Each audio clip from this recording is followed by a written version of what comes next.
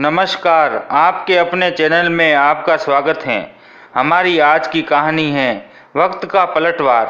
शोभा की मां ने फ़ोन पर अपनी बेटी को सलाह दी, बिटिया अपने सास से जरा होशियार रहना, बड़ी सीधी बनती है समधन जी। अपने इस सीधेपन का दिखावा करके ही उन्होंने दामाद जी को अपने जाल में फंसा रखा है। मुझे डर है कि कहीं तुम सारी उम्र इन लोगों की सेवा ही करती न रह जाओ। किसी तरह दामाद जी से कहकर एक अलग घर ले लो। शोभा की माँ उसे अनमोल ज्ञान दे रही थी। शोभा ने आश्वस्त करते हुए कहा, माँ आप चिंता मत कीजिए, आपके दामाद मेरी सारी बात मानते हैं। धीरे धीरे मैं उन्हें पूरी तरह अपनी मुट्ठी में कर लूँगी। कुछ ही दिनों की बात है, फिर देखना मैं उन्हें लेकर अलग घर में चली जाऊँगी। यह सुनकर दोनों माँ बेटी खिलखिलाकर हंस पड़ी। तभी बाहर से आवाज़ आई, अरे बहू, 2 दिनों से तुम्हारे धुले हुए कपड़े बाथरूम में गीले ही पड़े हैं, उन्हें छत पर फैला दो, नहीं तो खराब हो जाएंगे। सुनीता जी आंगन में झाड़ू लगाते हुए बोली। शोभा ने अपने कमरे से तेज आवाज़ में जवाब दिया, अच्छा फैला दूंगी, आप तो दिन भर मेरे पीछे ही पड़ी रहती हैं। सुनीता जी ने समझाते हुए कहा, बहू इसमें चिल्लाने की क्या बात है, क्यों न चिल्लाऊं, मैं उन्हें सुखाऊं या ना सुखाऊं, इससे आपको क्या तकलीफ है। अगर कपड़े खराब हो जाएंगे तो भी मैं आपसे नहीं मांगूंगी, अपने काम से मतलब रखिए। शोभा गुस्से में बाल्टी में एक एक कपड़ा पटकते हुए बोली। बुदबुदाते हुए शोभा कहने लगी, हे भगवान, अब तो इस घर में रहना ही मुश्किल हो गया है। थोड़ी देर बिस्तर पर क्या लेट गई, यहाँ तो तूफान ही खड़ा हो गया। आप सब लोग यही चाहते हैं कि मैं नौकरानी बनकर पूरे घर का काम करती रहूं, दिन भर सबकी सेवा करती रहूं, जैसे बहू इंसान नहीं पत्थर हो। सुनीता जी समझ नहीं पा रही थी कि आखिर उन्होंने ऐसा क्या कह दिया जो बहू इतना भड़क उठी। साल भर पहले ही सुनीता जी ने अपने बेटे विक्रम का विवाह शोभा से किया था। बहुत सी लड़कियां देखने के बाद उन्होंने एम.कॉम पास और खूबसूरत दिखने वाली शोभा को अपने बेटे के लिए चुना था। उधर शोभा अपने घर की लाडली थी, खास तौर पर अपनी माँ की। उसके घर में उसकी माँ का ही शासन था। आए दिन शोभा की माँ उसे अलग घर लेने के लिए उकसाती थी। वैसे तो सुबह के ससुराल में किसी चीज़ की कमी नहीं थी, परंतु मायके के मुकाबले उसकी स्थिति थोड़ी कमज़ोर थी। उसके ससुर श्री राम नारायण जी एक प्राइवेट बैंक में कैशियर थे। उनकी तनख्वाह ज़्यादा नहीं थी, परंतु सुनीता जी ने कम तनख्वाह में भी घर को सुव्यवस्थित ढंग से चलाया। साथ ही अपने इकलौते बेटे विक्रम को भी अच्छी शिक्षा देकर उसे एक बड़ी मल्टीनेशनल कंपनी में हेड मैनेजर के पद पर पहुंचाया। विक्रम को इस बात का एहसास था कि उसके माता पिता ने कितनी कठिनाई से उसे इस मुकाम तक पहुंचाया, इसलिए अपने माता पिता से उसका गहरा लगाव था। विक्रम अपने वेतन का एक हिस्सा अपनी पत्नी शोभा को देता था और बाकी अपनी माँ को। कुछ महीनों तक शोभा ये सब देखकर चुप रही, लेकिन धीरे धीरे उसकी माँ ने ससुराल में दखल देना शुरू कर दिया। एक दिन शोभा ने अपनी माँ को बताया कि विक्रम अपनी कमाई का अधिकतर हिस्सा अपनी माँ को देता है। इस पर उसकी माँ ने कहा, तुम्हारे पति के वेतन पर सिर्फ तुम्हारा हक है, मैं तुम्हें तुम्हारा हक दिलाऊंगी। इसके बाद शोभा के घर में हंगामा खड़ा कर दिया कि या तो विक्रम उसे अपना पूरा वेतन देगा या वह ससुराल छोड़कर मायके चली जाएगी। विक्रम सख्ते में आ गया, क्योंकि सुनीता जी और राम नारायण जी अपने बेटे का घर टूटता नहीं देखना चाहते। उन्होंने चुपचाप अपनी बात मान ली। इसके बाद शोभा की हिम्मत और बढ़ गई। अब वह अपनी सास की हर बात का उल्टा जवाब देने लगी। अब घर में आए दिन झगड़े होने लगे। इससे परेशान होकर सुनीता जी शाम को मंदिर चली जाती थी और राम नारायण जी ऑफिस से देर से घर आते। विक्रम दोनों तरफ से फंस चुका था। एक और उसकी माँ थी जिसने त्याग और बलिदान से उसे इस लायक बनाया, और दूसरी ओर उसकी पत्नी थी जिसके सामने उसकी कुछ कहने की हिम्मत नहीं होती थी। आज शाम विक्रम घर आया तो देखा कि शोभा गुस्से में बैठी थी। पूछने पर शोभा ने दोपहर की सारी घटना नमक मिर्च लगाकर विक्रम के सामने रख दी और फिर शराफत की मूर्ति बनकर रोने लगी। विक्रम उसकी बातों में आ गया और तुरंत अपना निर्णय सुना दिया कि कल ही वे लोग इस घर को छोड़ देंगे। यह सुनते ही शोभा की उदासी और आंसू ऐसे गायब हो गए जैसे गधे के सर से सींग। अगले दिन सुबह जल्दी उठकर विक्रम घर से निकल गया और शोभा ने अपनी मां को फ़ोन करके अपनी जीत की खुशी साझा की। दोपहर में विक्रम घर लौट आया और आते ही मां से कहा, मां, मैंने किराए पर घर देख लिया है। मैं और शोभा अब उसी मकान में रहेंगे। सुनीता जी को इस बात का अंदेशा पहले से ही था, इसीलिए उन्होंने हैरानी नहीं हुई। भारी दिल से वे केवल इतना ही बोली, अपने पापा को आ जाने दो, उसके बाद करके चले जाना। नहीं माँ, मैं किसी का इंतज़ार नहीं कर सकता। हर दिन के झगड़े से अच्छा है कि अलग रहकर शांति से जीवन बिताए, विक्रम ने कहा। ठीक है बेटा, मैं तुम्हें नहीं रोकूंगी, क्योंकि अब तुम बच्चे नहीं रहे। जैसा तुम्हें ठीक लगे, जितने सामान की तुम्हें ज़रूरत हो तुम ले जा सकते हो। वैसे भी ये सब कुछ तुम्हारा ही है। यह कहते कहते उनकी आवाज़ कांपने लगी और दिल का दर्द आंसुओं के जरिए बाहर आ गया। कुछ ही देर में विक्रम एक ट्रक ले आया और साथ में कुछ मजदूर भी। 1 घंटे में सारा सामान ट्रक में चढ़ा दिया गया। उसी ट्रक के पीछे दोनों पति पत्नी अपनी कार में बैठकर चले गए। दोनों में से किसी ने भी जाते वक्त माँ और पिताजी से एक बार भी मिलना जरूरी नहीं समझा। इधर अपने कमरे में बैठी सुनीता जी अपने दिल में दुख का सैलाब लिए खिड़की से उन्हें जाते हुए देख रही थी। कुछ देर बाद जब रामनारायण जी ऑफिस से घर लौटे तो घर खाली देखकर हैरान रह गए। सुनीता, ये सारा सामान कहाँ गया? और बहू भी नहीं दिखाई दे रही। विक्रम ऑफिस से नहीं लौटा क्या? सुनीता, मैं तुमसे कुछ बात कर रहा हूँ। जी जी, क्या कहा आपने? सुनीता जी अपने ख्यालों से बाहर आई। ये सब क्या है सुनीता? रामनारायण जी द्वारा ये प्रश्न पूछे जाने पर सुनीता जी उनसे गले लगकर फपक फपक कर रोने लगी। रामनारायण जी ने देखा कि सुनीता जी का आंचल आंसुओं से भीग चुका है। उनकी अनुभवी आंखों में ने सारा मसला तुरंत समझ लिया। उन्हें दुख तो बहुत हुआ, पर हर दिन के झगड़े से अच्छा है कि दोनों जगह शांति तो रहे। यह कहकर उन्होंने खुद को और अपनी पत्नी को दिलासा दिया। लेकिन उस रात दोनों पति पत्नी ने खाना नहीं खाया। धीरे धीरे उन्होंने अपने मन को समझा लिया। दिन बीतने लगे। विक्रम और शोभा को गए हुए करीब 1 वर्ष हो चुका था। ठीक दिवाली के 10 दिन बाद ही दोनों ने घर छोड़ा था।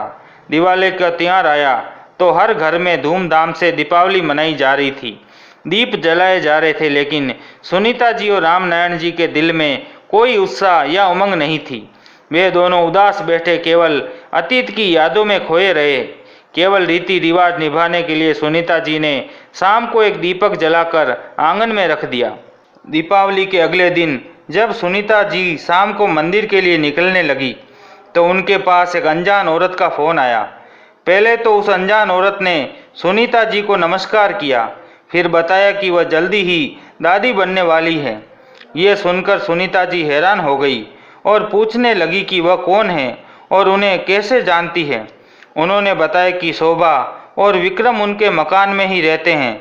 आज शोभा की तबीयत अचानक खराब हो गई तो वे उसे अपनी कार में बैठाकर अस्पताल ले आए। क्योंकि विक्रम कंपनी के काम से हर हफ्ते के लिए देश से बाहर हैं, शोभा की डिलीवरी होने वाली है, इसलिए विक्रम से हमने ही आपका फ़ोन नंबर लिया है। सुनीता जी ने उनसे पूछा कि वे किस अस्पताल में हैं। उन्होंने बताया कि वे आशीर्वाद अस्पताल में हैं और अस्पताल का पता भी उन्हें व्हाट्सएप पर भेज दिया। सुनीता जी जल्दी से अस्पताल जाने की तैयारी करने लगी। एक थैले में उन्होंने कुछ आवश्यक सामान रखा, अलमारी से पैसे लिए और घर को ताला लगाकर ऑटो से अस्पताल चली गई। वहां पहुंचकर जब उन्होंने शोभा की तबीयत के बारे में स्टाफ से बात की तो पता चला कि बच्चा प्री मैच्योर है, इसीलिए ऑपरेशन करना होगा। जब सुनीता जी नर्स से बात कर रही थी तब शोभा के मकान मालिक भी वहीं खड़े थे। वह समझ गए कि ये स्त्री शोभा की सासू माँ है। उन्होंने हाथ जोड़कर सुनीता जी को अभिवादन किया। सुनीता जी ने उन्हें धन्यवाद दिया कि ऐसे समय में उन्होंने उनकी बहू की मदद की। तभी ऑपरेशन थिएटर से एक नर्स ने आकर आवाज़ लगाई, शोभा के साथ कौन है? डॉक्टर एक फॉर्म पर साइन करवाने और ऑपरेशन की फीस जमा कराने के लिए बुला रहे हैं। सुनीता जी उस नर्स के साथ डॉक्टर के कक्ष में चली गई। उन्होंने अपना परिचय दिया और बताया कि वे ऑपरेशन की फीस जमा करवाने आई हैं। पहले तो डॉक्टर ने उससे एक फॉर्म पर हस्ताक्षर करवाए, फिर ऑपरेशन के लिए 40,000 रुपये जमा करने को कहा, लेकिन सुनीता जी के पास अभी इतने पैसे नहीं थे। वह बोली, डॉक्टर साहिबा, अभी तो आप 20,000 रुपये जमा कर लीजिए, बाकी के पैसे मैं अपने पति से फ़ोन करके मंगवा लेती हूँ, तब तक आप ऑपरेशन शुरू करें। माँ और बच्चा बिल्कुल स्वस्थ होने चाहिए, चिंता करने की बिल्कुल आवश्यकता नहीं है, सब ठीक होगा। आप ये पैसा रिसेप्शन पर जमा करा दे और वहीं से रसीद ले लीजिए, डॉक्टर ने जवाब दिया। डॉक्टर से मिलकर सुनीता जी ने पैसा जमा करवा दिया और वहीं से रामनारायण जी को फ़ोन कर सारी बात बता दी। सुनीता जी ने शोभा की माँ को भी फ़ोन लगाकर उन्हें सारी जानकारी दे दी। कुछ ही समय में रामनारायण जी बाकी की रकम लेकर पहुंच गए और ऑपरेशन थिएटर के बाहर एक बेंच पर सुनीता जी के साथ बैठकर इंतज़ार करने लगे। थोड़ी ही देर के बाद एक नर्स सुनीता के पास आकर पूछने लगी, शोभा के साथ कौन आया है? सुनीता जी ने कहा, मैं हूँ शोभा के साथ, मुबारक हो, बेटी हुई है। नर्स ने कहा और बताया कि बच्ची और उसकी माँ दोनों स्वस्थ हैं। उसी समय एक दूसरी नर्स बच्ची को बाहर ले आई और सुनीता जी को दिखाया। दादा दादी के बड़े प्यार से अपने पोती को देखा और गोद में लिया, फिर उसका माथा चूमा। सुनीता जी ने अपने पति को कुछ इशारा किया तो रामनारायण जी ने 500 का नोट निकालकर नर्स को देते हुए कहा, ये हमारी तरफ से आप सभी लोगों की मिठाई के लिए। कुछ ही देर में शोभा को भी स्ट्रेचर पर लिटाकर वार्ड में लाया गया। उस समय वह बेहोश थी। पास में ही रखी पालने में बच्ची को भी लिटा दिया गया।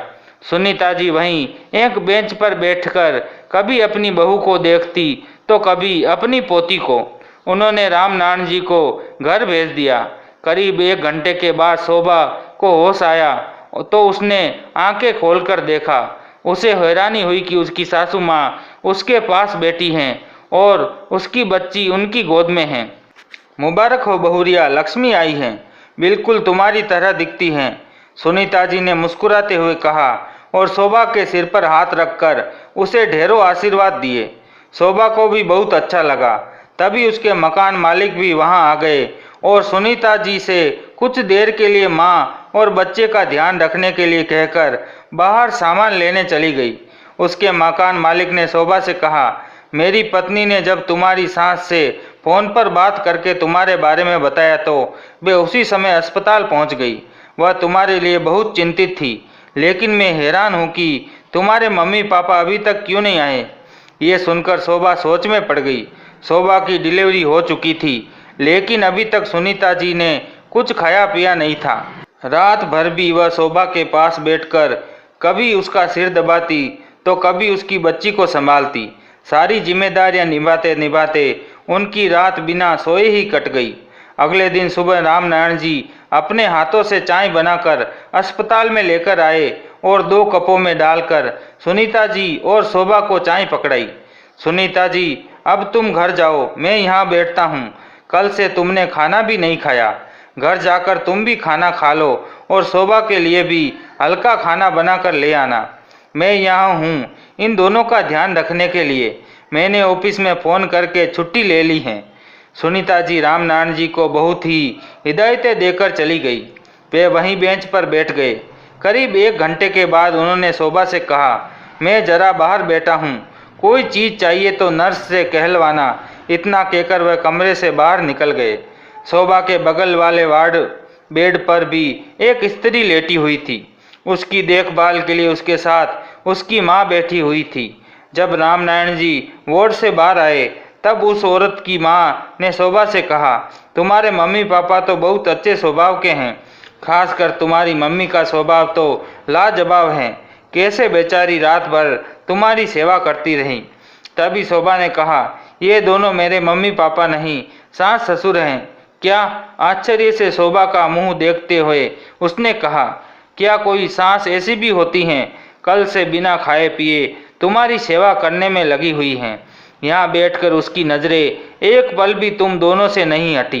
बेटी, तुम तो बहुत खुश नसीब हो जो तुम्हें ऐसे सास ससुर मिले हैं। वार्ड में बैठे सभी लोग अब तक यही सोच रहे थे कि वे तुम्हारे मम्मी पापा हैं। कोई सास अपनी बहू के लिए इतना सब कुछ कर सकती हैं, ये तो मैंने पहली बार देखा है।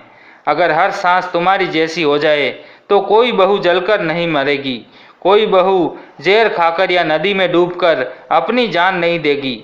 बेटी, मैं तो इतना ही कहूँगी कि कभी अपनी सास को कोई तकलीफ मत देना, कभी उनसे कोई कठोर बातें मत बोलना, और अगर सच्चे मन से उनकी बुढ़ापे में सेवा करोगी तो इनकी आत्मा तुम्हें आशीर्वाद देने में कभी नहीं थकेगी। उस औरत की बातें सुनकर शोभा स्तब्ध रह गई और सोचने लगी, ठीक ही तो कहा आंटी ने, मेरी माँ भी एक औरत हैं और सास भी, लेकिन दोनों में कितना फर्क है। एक केवल शासन करना सिखाती हैं और दूसरी नम्रतापूर्वक अपना कर्तव्य निभाना जानती हैं। अतीत में हुए अपमान को भूलकर तकलीफ झेलते हुए भी अपने बेटे के घर को संभालने में लगी हैं। कितनी गंभीरता और सहजता से सासू माँ अपना फर्ज निभा रही हैं। बेटा चाय पी लो, रामनारायण जी की आवाज़ से शोभा का ध्यान भंग हो गया। उसने बड़े ध्यान से अपने ससुर की ओर देखा तो आत्मग्लानि से भर उठी कि इस इंसान ने आज तक मुझे बेटा शब्द के अलावा किसी और नाम से संबोधित नहीं किया, न ही आज तक कोई कठोर शब्द बोला। इन लोगों के साथ गलत व्यवहार करके मैंने खुद अपने पैरों पर कुल्हाड़ी मारी है। आज तो मुझे खुद पर ही शर्म आ रही है। सोचते सोचते उसे अपने ससुर की आवाज़ सुनाई दी। देखा तो वे पास वाली आंटी से कह रहे थे कि बहन जी, आपको एक कष्ट दे रहा हूँ, क्या आप मेरी बहू को सहारा देकर उठने में मदद करेगी ताकि वह चाय पी ले। वह औरत उठी और शोभा की मदद करने लगी। कुछ ही देर में सुनीता जी शोभा के लिए खिचड़ी और बच्ची के लिए कुछ साफ सुथरे कपड़े लेकर आ गई। उन्होंने शोभा को आराम से बिठाकर चम्मच के साथ अपने हाथों से खिचड़ी खिलाने लगी। आज शोभा को ये खिचड़ी किसी मोहन भोग से कम नहीं लग रही थी, लेकिन शोभा ये सोच सोचकर परेशान थी कि आखिर उसके मम्मी पापा अभी तक क्यों नहीं आए। शाम हुई तो शोभा के मम्मी पापा उससे मिलने आ गए। अंदर आते ही उन्होंने देखा कि सुनीता जी शोभा के बालों में तेल लगा रही थी। वे आकर बेड के पास पड़े बेंच पर बैठ गए। कुछ देर बाद सुनीता जी किसी काम से वार्ड से बाहर चली गई। शोभा ने देखा कि उसके माँ और पिता का चेहरा मुरझाया हुआ था। उनके चेहरे से खुशी दूर दूर तक गायब थी। कारण पूछने पर उसकी माँ के चेहरे पर दुख के भाव आ गए और भरी आंखों के साथ रुआंसे स्वर में बोली, क्या बताऊं बिटिया, तेरी भाभी ने अपनी माँ के बहकाव में आकर घर में बवाल खड़ा कर दिया है। आए दिन घर में झगड़े करती हैं और अगर मैं कुछ बोलूं तो सास ससुर द्वारा बहू को टॉर्चर करने के आरोप में पुलिस को घर पर बुला लेती हैं। आज तो उसने हद ही पार कर दी। हम पर केस करने की धमकी देकर अपना सामान उठाकर मायके चली गई। आगे क्या होगा ये सोच सोचकर तेरा भाई तो चिंता के मारे घुला ही जा रहा है। क्या करूँ, कुछ समझ नहीं आता। शोभा ये सब सुनकर हैरान रह गई। वह सोचने पर मजबूर हो गई कि जैसी फसल हम बोते हैं हमें फल वैसा ही मिलता है। ये सब मेरा और मेरी माँ को का कर्मों का ही फल है। स्वार्थवश हमने अपने अहम में आकर हंसता खेलता परिवार तोड़ दिया। सच में ऊपर वाले की लाठी में आवाज़ नहीं होती। अच्छे लोगों को सताने की सज़ा उन्हें मिलती ही है। वक्त ने पलटवार करके अपना हिसाब चुकता कर लिया था। कुछ ही देर में सुनीता जी आ गई और एक थैले में कुछ सामान रखकर उन्होंने, शोभा, जितना मुझसे बन सका मैंने कर दिया। अब तुम्हारे मम्मी पापा आ गए हैं, अब मैं घर चलती हूँ। आज तक की दवाइयाँ का और अस्पताल के बिल का भुगतान मैंने कर दिया है। सारी रसीदें तुम्हारे तकिए के नीचे रखी हैं। विक्रम आएगा तो उसे मेरी तरफ से बधाई देना। इतना कहकर चलने के लिए जैसे ही वह पीछे मुड़ी, अचानक उन्हें लगा कि उनका आंचल वहीं फंस गया। उन्होंने पीछे मुड़कर देखा तो शोभा ने उनका आंचल थामा हुआ था और अश्रुपूरित आंखों से उनकी ओर देख रही थी। आप हमें छोड़कर जा रही हैं माँ, क्या अपनी इस मूर्ख बेटी को माफ़ नहीं करेगी? शोभा ने कहा तो सुनीता जी ने झट से उसे अपने गले से लगा लिया और उसके माथे को सहलाते हुए बोली, अरे कभी माँ भी अपनी बेटी से नाराज़ होती हैं। हजारों से मैं चुनकर तुझे अपने घर की बहू बनाकर लाई थी, तो तुम मूर्ख कैसे हो गई? तुम मेरी बहू नहीं बेटी हो, और मैंने तुम्हें हमेशा अपनी बेटी ही समझा। ये सुनकर शोभा रोने लगी तो सुनीता जी के आंखों में भी ममता का झरना फूट पड़ा। फिर खुद को संभालते हुए बोली, बस बेटा, तुम्हारा शरीर अभी कमज़ोर है, टाँकें खुलने का डर रहता है। ऐसा कहते हुए अपनी साड़ी के पल्लू से शोभा के आंसू साफ करने लगी। अगले दिन विक्रम अपने टूर से वापस आ गया और तुरंत अपना सामान घर पर रखकर सीधे अस्पताल चला गया। माँ को शोभा के पास बेड देखकर उसे आत्मग्लानि हुई, लेकिन जब उसने शोभा और अपनी माँ को एक साथ हंसते मुस्कुराते हुए देखा तो झट से अपनी माँ के पास दौड़कर उनके चरण छूकर प्रणाम किया। उसी समय रामनारायण जी भी वहाँ पहुँच गए। विक्रम ने अपने माता पिता से मिलकर अपने व्यवहार के लिए उनसे माफ़ी मांगी। सुनीता जी और रामनारायण जी ने सब कुछ भूलकर उसे अपने गले लगा लिया। उसके बाद विक्रम ने अपनी नन्ही सी गुड़िया को गोद में ले लिया और शोभा ने विक्रम को स्पष्ट कह दिया कि अब वह किराए के घर में ना जाकर माँ के साथ अपने घर जाएगी।